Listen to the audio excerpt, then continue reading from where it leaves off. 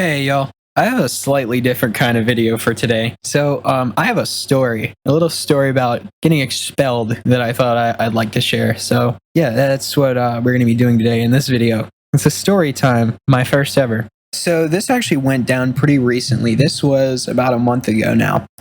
And yeah, it was an interesting time. Me and my friends, we got caught with some substances on a band trip. And, I want to preface this by stating I don't think we're bad kids per se, but, we never got down with getting high in school or any of that. But in this instance, we had decided that we wanted to screw around on the band trip. And, on top of that, this was my last band trip because it's my senior year. So, last one ever. I wanted to get down. I wanted to party with my friends. And the thing is, we had actually done this before because on the previous band trip, and this is a story for another time, we had also brought substances and got way more faded than we had any right to on the back of the bus on the way back. I'll tell that story. Tale of sleep deprivation and cannabis and anxiety. This year, things went a little differently, and I think that's due in part to a couple of circumstances. First of all, dumb choices. Second of all, new administration, new band director, I should say. Yeah, it didn't work out for us this time. So I'll start with the lead up to the band trip. So I have a friend, we'll call him Z-Dog. So he's a real close friend of mine at this point, and he had requested before the band trip that I run him some carts for us to use while we're in Boston for the band trip, right? And so I obliged. Obviously I'm not going to turn down the opportunity to use some free carts because he'd be paying for them, and of course I'd be able to use them, me and the rest of us. I went and I got his stuff, and as well as the carts, I had also gotten infused drink, THC infused, and the plan was to drink that on the first night of the band trip. And I ran Z-Dog his carts about, I guess it was 3 days before the trip. And I ended up packing the night before the trip. I made sure my drink was in there, all that. And then in the morning, I double checked my bags, made sure I had everything. Everything was there. In the morning, around about 5 a.m., we left for the school. And I got there. Z-Dog was, of course, intoxicated upon my arrival, which I thought was really silly. Yeah, I loaded my stuff onto the bus. I stayed sober. For this bus ride. And we all packed onto the bus. Went off, and it was a chill ride. We sat down. I brought my laptop and a DualSense controller. Some other people had controllers. We hooked them up and played Call of Duty Zombies, listened to music. I had brought my giant JBL speaker, which is going to come up later, but I had brought a giant party box, a JBL party box on the trip, and we were listening to music on there in the back of the bus. And yeah, we drove by New York City, which was really cool because we were going up to Boston and had to pass through Jersey and, all those areas nearby. So yeah, I got to see the skyline of Brooklyn and whatever else is in New York City. I don't know. I'm not a New York fanatic. So we stopped at a rest stop and got food, which is significant to me for stupid reasons. But this was when the McDonald's Minecraft meal had just released, and a friend of mine got it. We all got to try that sweet sriracha sauce. This is pretty good. I like that. But I got some Italian food, and then we got peace tea. Peace tea is awesome. I love peace tea. Some other people were just messing around, and then boarded back on the bus. Pretty soon after the rest stop, we got to the actual hotel. While we're here, I wanted to tell you guys about Zach. No, that's not his real name, but I'm going to call him Zach for this story. And he was this... I guess there's not really a nice way to say it. He was this quite autistic kid.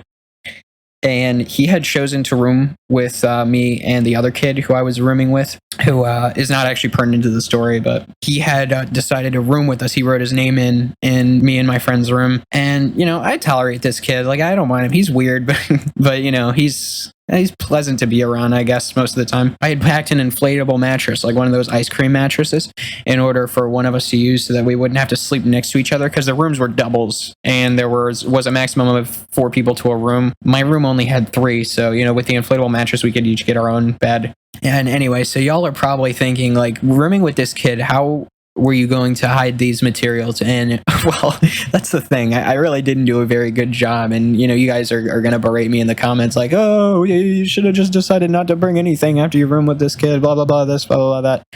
Well, I was being stupid because we had done this on the band trip before, and I wanted a big Balunga Zunga for the final band trip. And so when we got to the hotel, the very first thing I did was I invited Z-Dog to come hang out in my room so that we could smoke and play Call of Duty. And he said, he would stop down after he unpacked. So I unpacked everything, inflated the mattress. Zach brought some snacks. I got everything in the fridge, including that drink, which I hid behind a little ice tray. Now, there's an interesting thing about the room layout that I feel like I have to mention here. So this was really cool. Every pair of rooms had doors on each room that if you opened them both, you could just filter in between the rooms. It was like a little walkthrough. And the room right next to mine had two really good friends of mine in it, or three really good friends of mine in it. So we deadbolted our doors open so that we could just pass through whenever we felt like it. There was a rehearsal at the hotel later that night, like a mock rehearsal. And I had invited those friends to come drink the drink and smoke some grass with me and Z-Dog in my room after that rehearsal. Now, after getting settled in, Z-Dog had come to the room.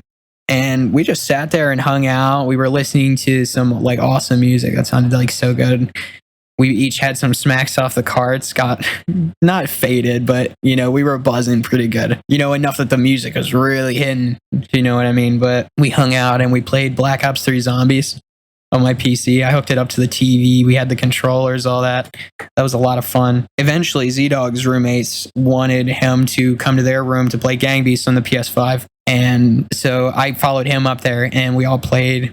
There were so many people in that room. There were like 6 of them, and none of them were cool with weed and drugs and all that. So we had to lock in for a bit, which it was way more fun than it had any right being to try to like lock in like that. But we were just chilling in that room, and then eventually we left and we linked up with another friend of mine, Big V. At this point, we learned that Big V had brought nicotine. He had geek bars with him. So we met up and we were walking around the hallway just geeking. I remember at one point we looked out the window and it felt like the building was falling, which is really silly. And we were being all loud in the hallway. And we went back to my room and we were just sitting in my room. And the band director, he texted the group chat and he said that he wanted to use my big speaker for the rehearsal later tonight to play songs through. So I was like, okay, yeah, of course. So I went down there, brought him the speaker, showed him how to use it and all that. And I just went right back upstairs. And I went into the adjacent room to mine that had my other friends in it. And we sat down in there. We were just talking. And about 10 minutes in, all of a sudden, a chaperone knocks on the door. So we let him in and he's like, hey, Vincent, come unlock your room. And I'm like, oh, okay, sure. And at this point, I'm like, oh my God. And I'm thinking like, yeah, Zach snitched. It's over. Because, I had a pretty good feeling of what was going on. And so I unlocked my room. I had to oblige, obviously. He gets me in the entrance of my room and he says, so I want you to be honest with me. Do you have anything in here that you're not supposed to have? And I was like, yeah, because at this point I'm caught already. So, I can't just lie about it. And he's like, could you bring it to me? And so I went into the fridge. I brought him the drink. And he confiscated it, obviously, took me down into the lobby. And I sat there waiting for a second. And they called a meeting down to the lobby to conduct a room search. And the band director had called the principal and called my parents to come pick me up, which, obviously was a problem because it was like 9 p.m. and I was all the way in Boston, like far as hell from my house. So they wouldn't be able to get me until the morning. And I was just sitting there for a long while, even after the meeting ended and the room search ended. And I just wasn't really talking. I wasn't looking at anybody. I was just like staring at the floor. So a chaperone comes up to me and he starts talking to me. And, he's like, obviously you're not doing good. Like, what's up? Do you need to talk about anything? So I'm like, yeah, a little bit. I appreciate it. And so we talked about all kinds of stuff. It was actually a chaperone I knew from the last band trip. And I was talking to him about my band and my music. And yeah, we talked about like all kinds of music kind of stuff and, my future, what I was going to do if I got expelled and this and that. And after that, I had talked to the band director and he was trying to console me, talking about, there's no way you'll get expelled for this. We all messed around with drugs in high school and all that. But, I just want you to know it's dangerous. My brother, he used to smoke weed in high school and now he's like a full-blown junkie and it's not good.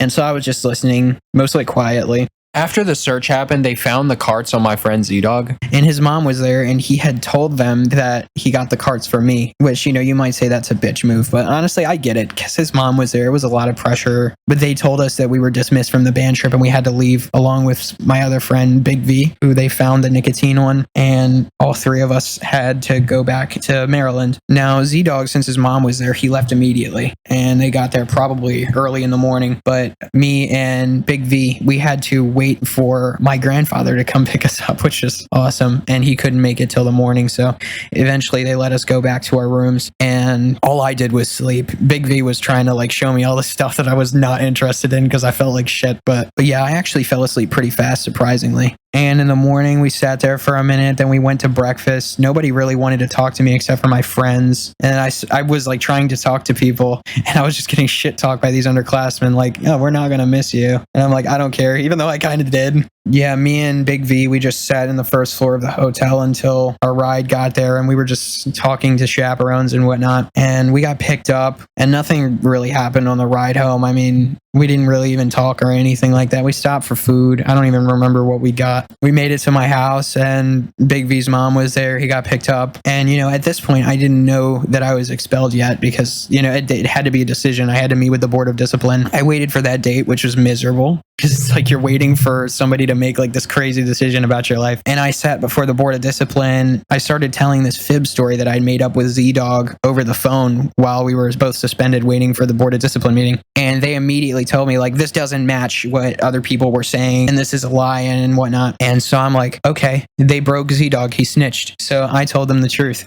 because I thought they had it already. Now, if you're in this situation, don't give them what they want because it's a tactic. They want you to think that they know everything when they don't. But I told them everything that they wanted. I was compliant. I sung for them. And I sat and waited for my decision. And they decided to wait until spring break to tell me that I was expelled, which is wonderful because then it was like way harder to get placed into a new school. But what ended up happening was I got in for virtual education with the city. So no longer a private school kid. But I'm still getting my diploma, so I don't really care about that. Anyway, the aftermath, honestly, is what sucks the most because I've been getting like really distant from my friends who I mostly just talked to at school previously. And also Z-Dog was one of my closest friends, and we can't hang out anymore because obviously his mom knows that me and Big V were involved in what happened, so she's not trying to let us hang out because we're risky or whatever. And then Big V's parents aren't trying to let us hang out either, so yeah, those two aren't really viable people for me to hang out with anymore. But yeah, as for actually like getting expelled and not being able to go back to that school, I don't care that much because I wasn't really liked there anyway, except for by my friends, but I didn't really have all that many. I wasn't like a popular kid or anything. But